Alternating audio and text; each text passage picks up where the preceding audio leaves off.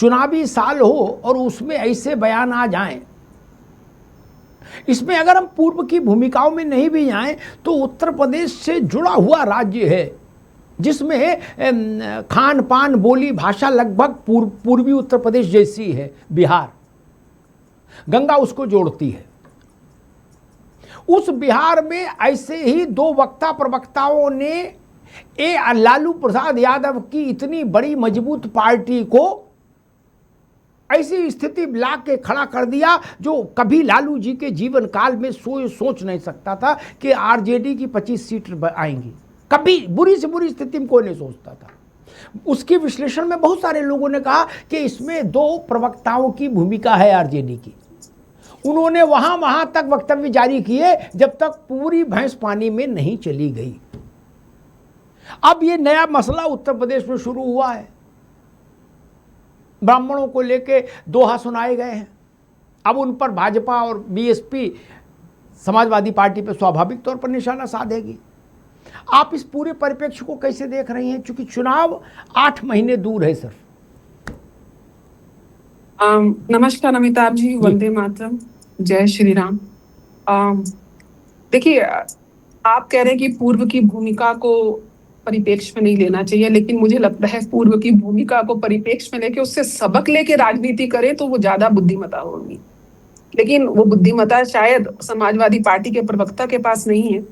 ये केवल ब्राह्मण समाज को गाली नहीं है, इस देश की संस्कृति, देश की परंपरा, देश में जिस एक और मैं इसको जाति का अगर आप हमारे शास्त्रों में भी अगर वर्णन समझे तो जाति जन्म से नहीं है, गुण और धर्म से है, कर्मों के पर आधारित है। अगर आज राजकुमार भाटी जी ब्राह्मण वंश में जाना चाहते हैं तो आप उस हिसाब से संस्कृति का सहयोग करिए और अब शास्त्रों के अनुसार आप कन्वर्ट हो सकते हैं। ऐसे अनेकों उदाहरण हैं। यहाँ पे जातिवाद जन्म की नहीं है। लेकिन समस्या क्या है कि जब तक समाज को विभाजन नहीं करेंगे, जातिवाद का जहर नहीं फैलाएंगे तो आपकी राजनीतिक सत्ता काबिज नहीं होगी। मुझे लगता है ये कुछ दलों ने अपने दिमाग में बिठा लिया है। पीढ़ियों को साधने के लिए आज ब्राह्मणों को गाली दे रहे हैं। और मैं इसलिए नहीं, मुझे ऐसा लगता है कि ये जो नफरत है जो आपने बोला ना, ये नासूर जो है ब्राह्मणवाद के खिलाफ, ये समाज में किस तरीके से उसको पोषित कर रहे हैं। जबकि सच्चाई ये है कि आज हम आजादी की जो सांस ले रहे हैं उसमें जो सबसे पहले बलिदान किया वो भी अपने धर्म की रक्षा हेतु, अपने संस्कारों की रक्षा हेतु, वो मंगल पांडे 1897 में जो हमारे स्वतंत्रता क्रांतिकारी, और अनेकों नाम है, चंद्रशेखर आजाद, राजा राम मोहन राय, पंडित वीर सावरकर, कितने नाम, अटल बिहारी वाजपेयी, रानी लक्ष्मीबाई, मैं नाम गिना गिना के थक जाऊंगी, आप गिनते गिनते सुनते सुनते आप थक जाएंगे। लेकिन ब्राह्मणों के बलिदान और कुर्बानी को हम नतमस्तक होकर, और यहाँ पे अगर जातिवाद होता, इनका तो एक बयान ये भी आया था, ये जो माथे पे तिलक लगाते हैं और ये पंचांग में लेके बैठी हुई हूँ, मेरे लिए पूजनीय सतमस्तक है, इसके बगैर मुहूर्त देखे ना तो राजकुमार भाटी जी के परिवार में किसी का विवाह हुआ होगा, संस्कार किया होगा तो ब्राह्मण की आवश्यकता होगी। हर कर्मकांड में ब्राह्मण को पूजते होंगे। खुद अखिलेश यादव यदुवंशी हैं, भगवान श्री कृष्ण क्षत्रिय थे। अखिलेश जी के यहाँ भी ब्राह्मण जाते हैं, कथा भागवत वही कराते हैं, पूजा पाठ सब ब्राह्मण ही कराते हैं। अखिलेश जी के यहाँ भी वो भी पांव छूते हैं, दक्षिणा देते हैं, प्रणाम करते हैं। यही देखिए। और उसके अलावा बात पूजा पाठ की नहीं है, शस्त्र और शास्त्र दोनों के अधिष्ठाता है ब्राह्मण। जब कलम उठानी थी तब कलम उठाई, और जब तलवार उठानी थी तब तलवार उठा के भी देश के लिए और संस्कारों के लिए लड़े। मेरा ये कहना है कि ये पहली, मैं एक लाइन में अपनी बात को समराइज करना चाहती हूँ अमिताभ जी, कि ये पहला बयान नहीं है। इससे पहले भी पूर्व में इनके एक प्रवक्ता ने टीबी से ठाकुर और ब्राह्मणों को असाइन किया था, और उससे पहले भी ये एक रेगुलर ऑफेंडर रहे हैं राजकुमार भाटी जी। लेकिन उसके बाद भी, अच्छा एक बयान में आपको और बताऊं, अखिलेश यादव जी ने प्रेस कॉन्फ्रेंस में कोई प्रश्न उनसे किसी पत्रकार ने पूछा तो उनको आपत्तिजनक लगा, तो उससे उसकी जाति पूछ ली। उन्होंने बताया कि मैं मिश्रा हूं, तो बोले बीजेपी के प्रवक्ता है, बीजेपी के पार्टी से आए हैं, ये उनके एजेंट हैं।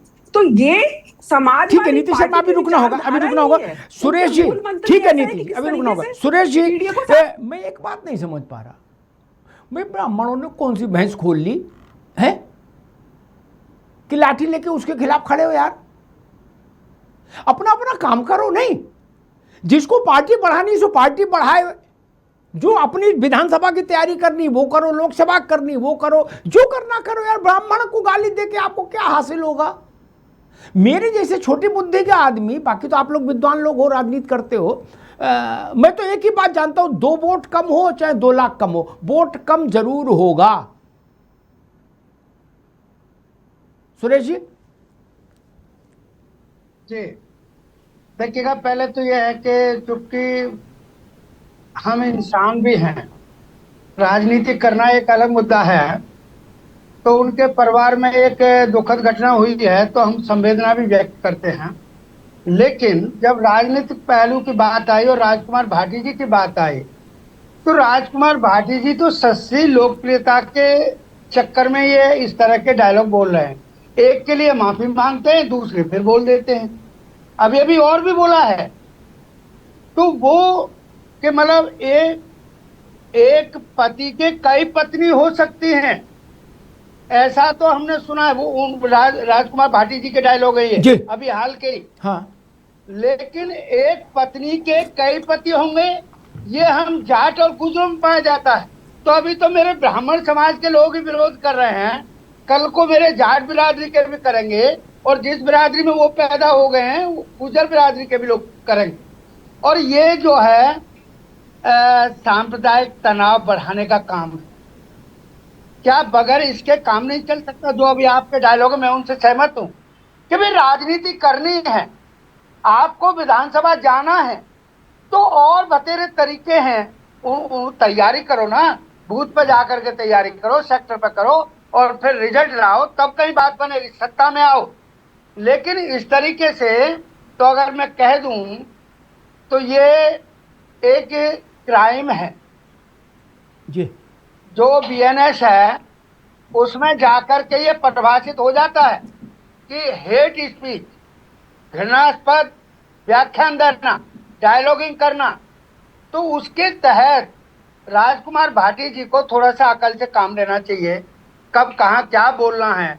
अगर तुम कोई कैडर दे रहे हो, स्वामी प्रसाद मौर्य जी की बात बिल्कुल अभी जो चर्चा कर रही थी मिसेस शर्मा, उनका ऐतराज बिल्कुल ठीक है। उन्होंने भी इस तरह की ठाकुर समाज के लिए जिक्र क्या उनको भद्दे अल्फाज बोले।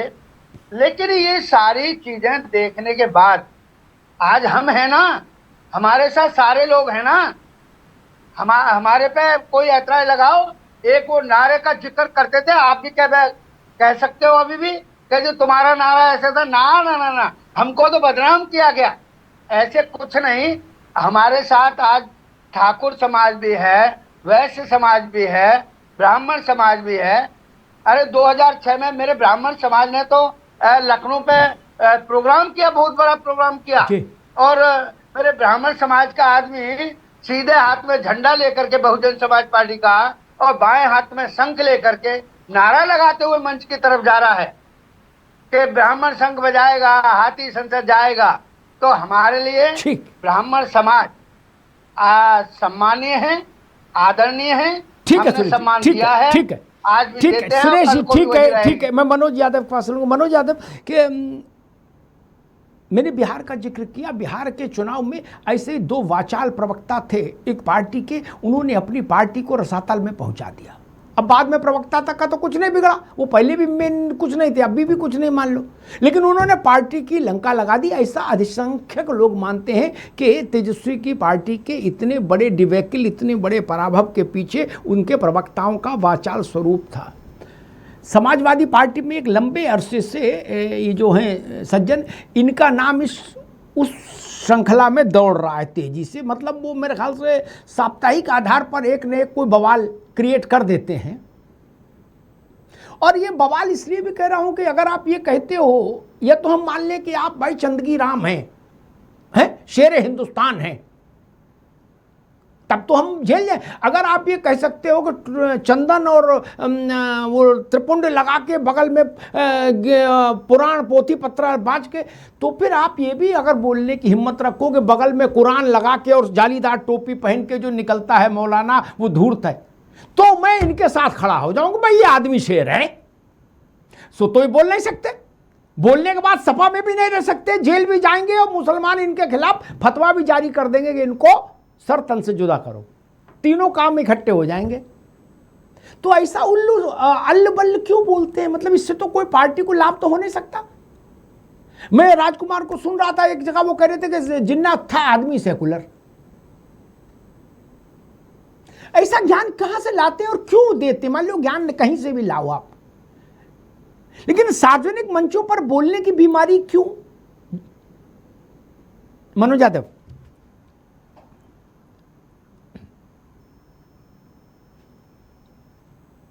भैया अनम्यूट करो, अनम्यूट करो। जी जी अमिताभ जी, अभी आपके चैनल पे एक बाइट चलाई थी आपने, और वो कांग्रेस के प्रदेश अध्यक्ष अजय राय जी थे। उन्होंने जिस तरीके से हमारे नेता का नाम लिया, उसका मैं घोर विरोध करता हूं आपके चैनल के माध्यम से।